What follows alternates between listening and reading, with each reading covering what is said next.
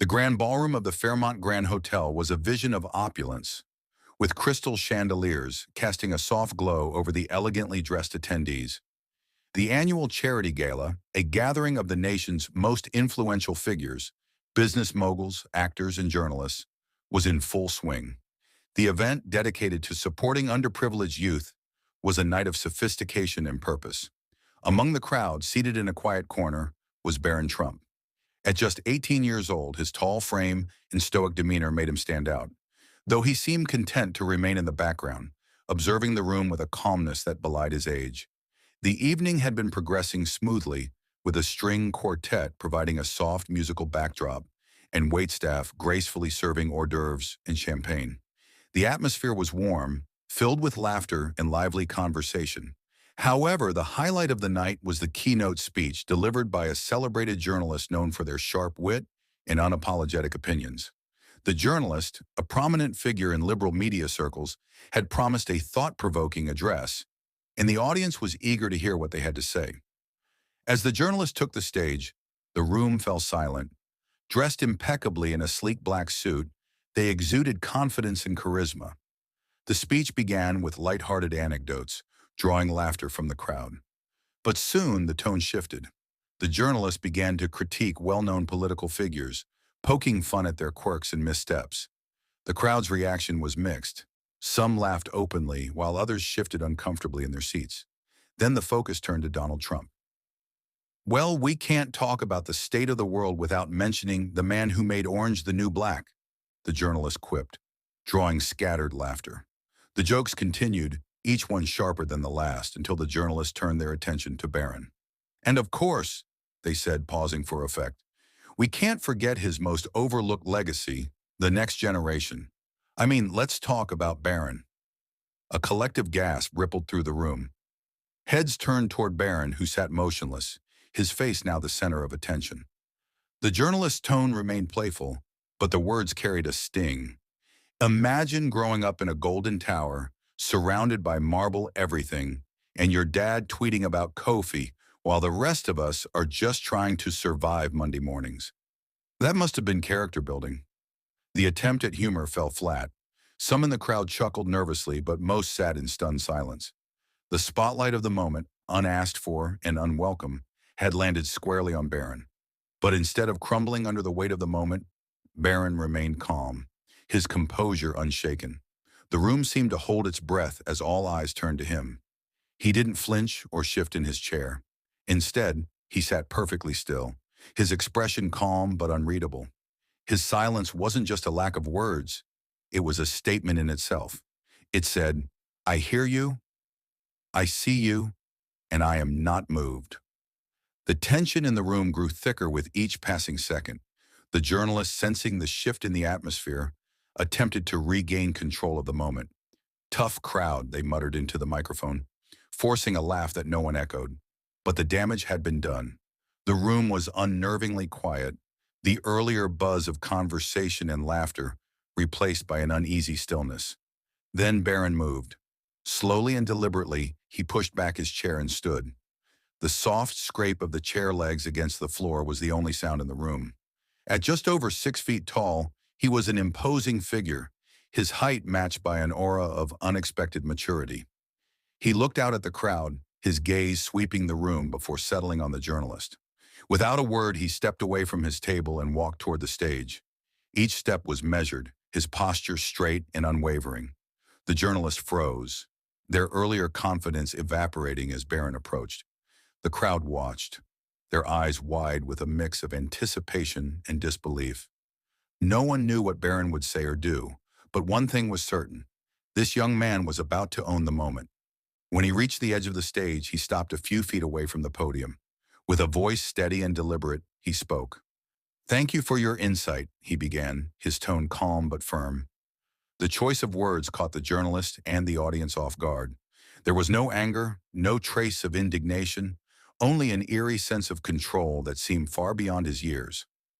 "I've grown up watching people make assumptions about me, my family, and my life," Barron continued, his eyes fixed on the journalist. "It's almost become a game to some, a way to fill in the gaps when you don't know the full story. And I get it. We're public figures. It comes with the territory. The room was silent, captivated by the clarity and maturity in his voice. Even those who had quietly laughed at the earlier jokes now sat motionless, their expressions tinged with unease. "But there's something important that often gets overlooked," Barron said, his tone shifting slightly, a subtle intensity building behind his words. "Behind every headline, behind every punchline, there's a human being, someone with their own struggles, their own dreams, and their own story. You may think you know me because of who my father is, but you don't. Not really." The journalist who had been gripping the edge of the podium now seemed visibly uncomfortable. Barron's words weren't an attack. They were a mirror, reflecting back the weight of what had just occurred. "What I've learned," Barron said, pausing for a moment, "is that respect doesn't have to be earned.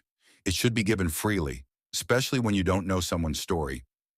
A ripple of murmurs ran through the crowd, but Barron wasn't finished. He turned slightly, addressing the audience now as much as the journalist.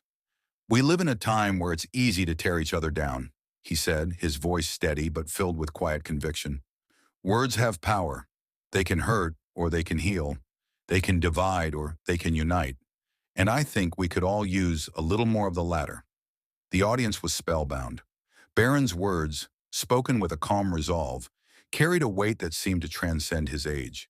It was clear that he wasn't just responding to a moment. He was speaking to something much larger, something universal. He took a step back, his gaze once again locking with the journalist. "I hope this gives you something to think about," he said softly. There was no malice in his voice, only a quiet strength that left the room in awe.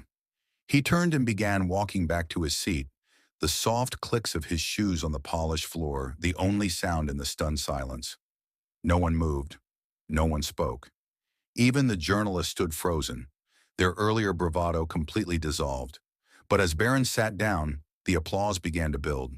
It started as a hesitant clap from somewhere near the front of the room, but it grew quickly, spreading through the crowd like wildfire.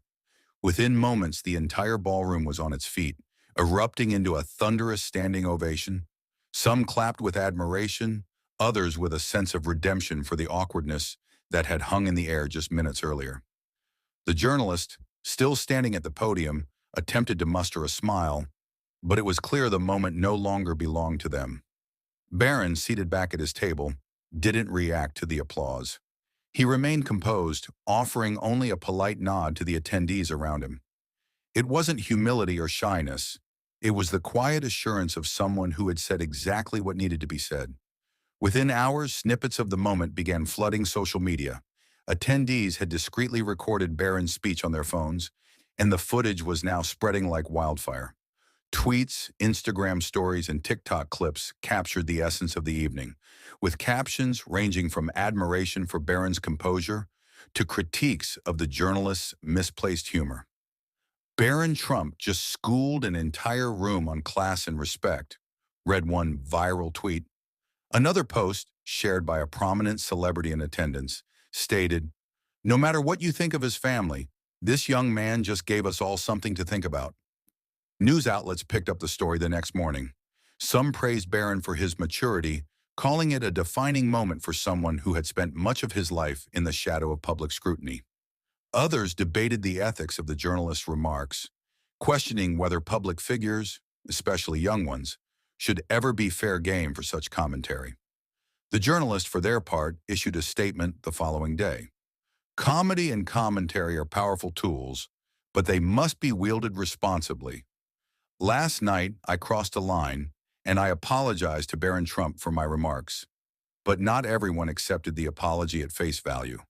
Talk shows, podcasts, and online forums buzzed with heated debates about the incident. Some argued that Barron's speech was a much-needed call for civility in an increasingly polarized world. Others saw it as a poignant reminder that even those in the public eye are human beings deserving of respect.